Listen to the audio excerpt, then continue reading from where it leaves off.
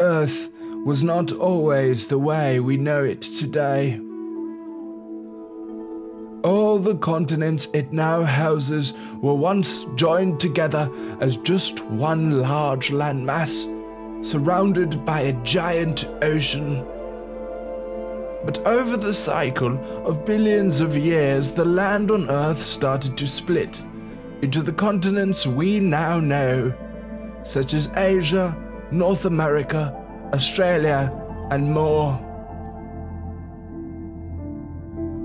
The dinosaurs, however, did not live to see the new world as it is now.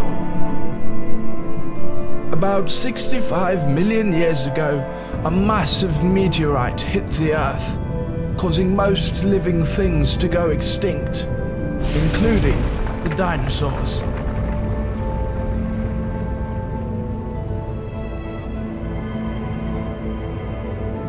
Or at least, that is what we thought to be true.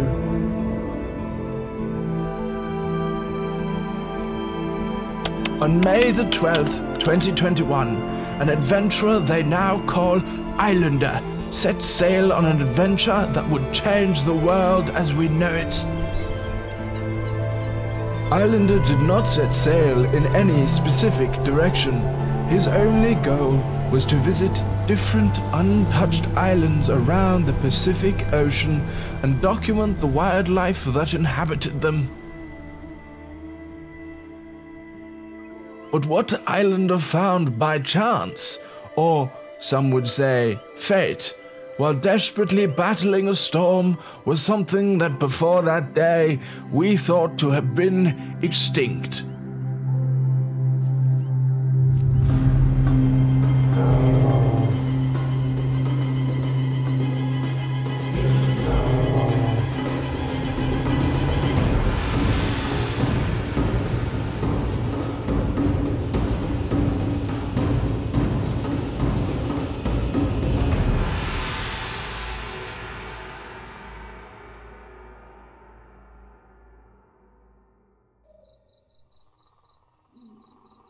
On this uncharted island, somewhere in the Pacific Ocean, reptiles still rule the lands. The Deinosuchus, a creature very similar to our modern alligator, roams the lakes of this island.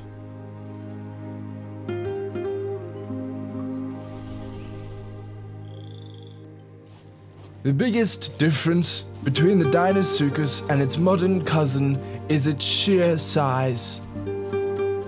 11 meters in length and a weight of 6 to 7 tons, the Deinosuchus far exceeds any modern alligator or crocodile. The Deinosuchus, Dino for short, is twice as heavy as the largest Tyrannosaurus. As observed and documented by Islander, the Deinosuchus preys on dinosaurs.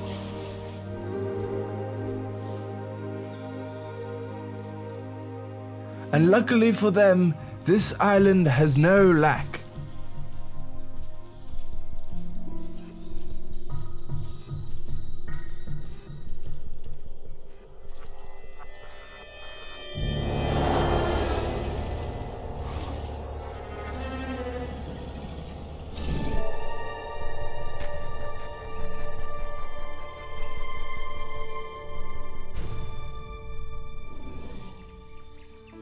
The lakes over the last few months have started to dry due to a lack of rain.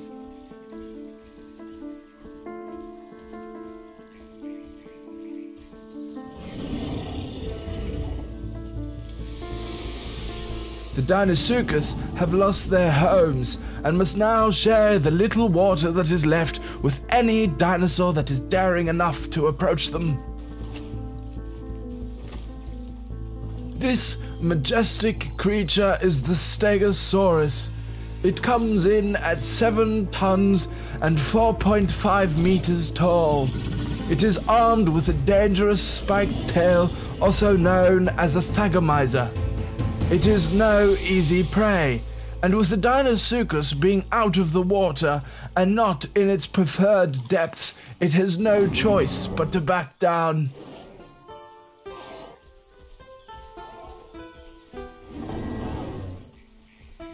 The stegos are constantly on the move, searching for new sources of water and food. Thanks to these magnificent, well-adapted plates on their backs, the Stegosaurus are well protected from larger predators. While their plates may primarily be used for defense and display, further research has shown that it may also be used for thermoregularity functions. While the stegos graze through the jungles, knocking down the weaker trees and plants in their way, they make space for newer and healthier plants to grow. This process is important for the health of the jungle and the inhabitants who live within it. This little fellow is a Hypsylophodon, Hypsy for short. These bipedal herbivores were once believed to have roamed in the early Cretaceous period of England, but now we see that they are still alive and abundant on Isla Spiro. Although the Hypsy feed on similar food as the stegos, the Hypsy are agile creatures. Thanks to studies from this expedition, we now know that they are capable of reaching places other herbivores cannot. This talent is not only used to reach the more juicy, untouched leaves, but occasionally used to avoid the predators that lurk on the land below.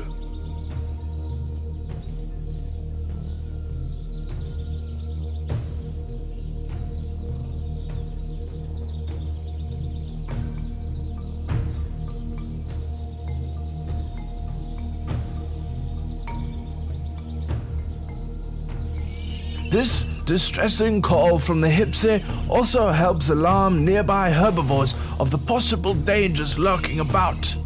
This alliance between herbivores is more common than you may think and plays a large part in the survival of the Tenonto.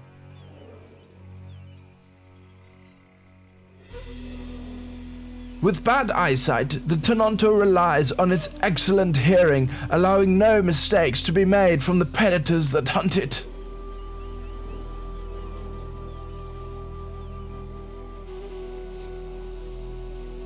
Raptors, the Tenonto's main predator. Realizing that its position has been given away, and with no place to ambush the Tenontos, it must enact Plan B. By showing itself to the herd, the raptor grabs their attention, allowing the herd to be more relaxed. This may seem counterintuitive. However, this allows for a greater plan to take place.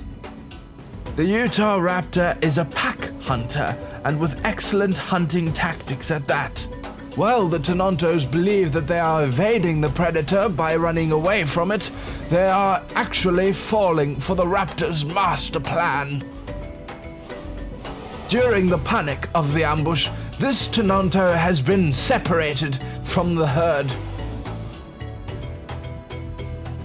Too tired to keep running, it must now stand its ground. Even a single Tenonto is a formidable challenge for a Utah raptor, which takes excellent skill to take down. Skill which this young male does not yet have, but he is not alone.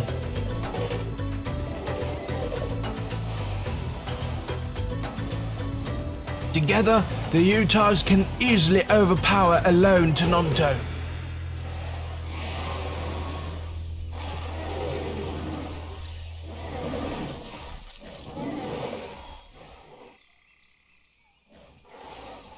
These tactics will be passed down from generation to generation, allowing a more secure future for these young killers.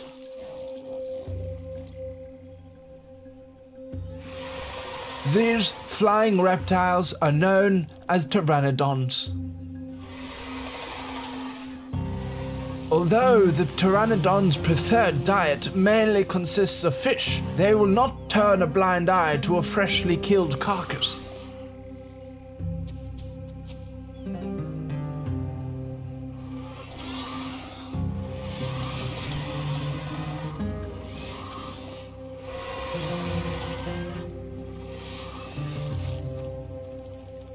After a long heat wave, the first rains have arrived, and the Deinosuchus finally have their homes restored. Not all of them survived the harsh weathers Isla Spiro threw at them, but this cycle keeps the Deinosuchus' numbers at bay, as on this island their natural predator is the weather. Besides the weather, however, Deinosuchus have been recorded being opportunistic cannibals.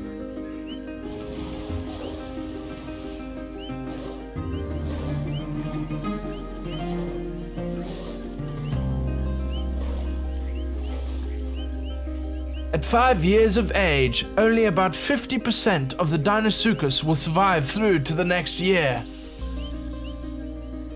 But out of every 1,000 eggs laid, perhaps only 1% will even survive to this age.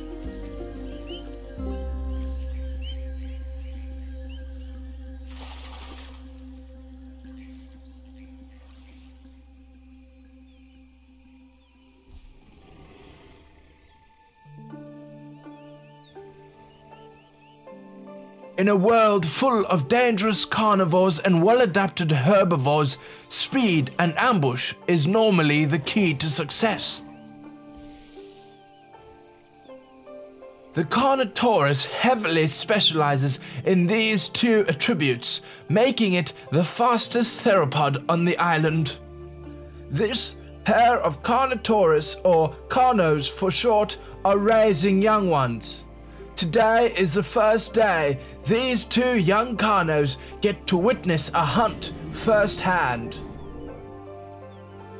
A Carno is no match for a fully grown Stegosaurus. A juvenile, however, would do just fine, able to sufficiently feed the whole family. Catching one, however, is no simple task, as the juveniles are well protected by the herd's giants. The Carno's only hope is to frighten the Stego herd, hoping that an opening is created where they can then strike from. One blow from the Stego's tail will likely kill or badly injure a Carnotaurus. An injury in nature often translates to death. This mother and child are slightly behind the rest of the herd, leaving the young one exposed. Not all hunts end successfully for the carnivores, and these Carnos must go another day without food. Life on this island is now protected, thanks to nature conservationists who made it clear that these creatures do not need human intervention and they are better off left alone. By leaving a like on this video, you too can help the fight against possible poachers wanting to harm these magnificent creatures.